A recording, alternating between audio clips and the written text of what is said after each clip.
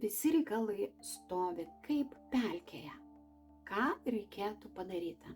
Žiūrime situaciją.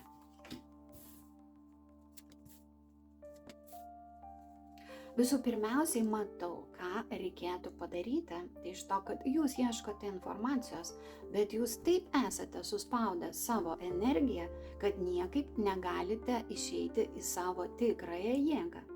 Tai jeigu jūs kažką tai padarėte, tai reiškia padaryti galite dar daug daugiau. Netaupykite savęs, pačiam savo sakyčiau. Jūs išeisite į jėgą, štai matote kokią. Čia jums ne šiaip kažkas, tai galėsite gerklės perplėšti. Metaforiškai, aišku, netiesiogiai. Taigi vienas dalykas, iš ko viskas atrodo kaip pelkėje, tai nereikia savyje stabdyti tos energijos, kuri nori iš jūsų prasiveržti. Ką dar galite padaryti? Galite daugiau į savo gyvenimą įsileisti gražių emocijų.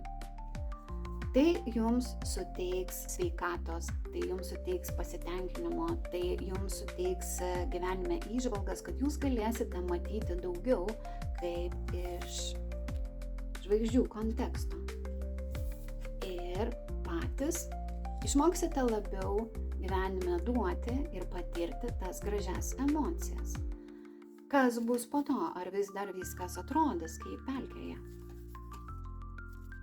Tikrai ne.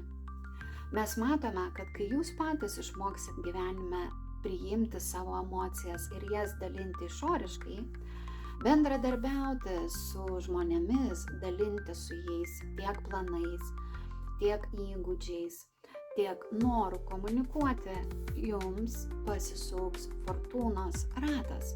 Jūs visą tą ciklą pasuksite į kitą pusę, į tą, kurią jums reikia. Štai, prašau. Daugiau net nebetrauksiu. Tada jūs nebesijausite kaip pelkėje. Jūs būsite labai smagiose, gražiose emocijose ir jūsų tai tiesiog nebekankins. Kaladės dugne matome pakaruoklio arkaną.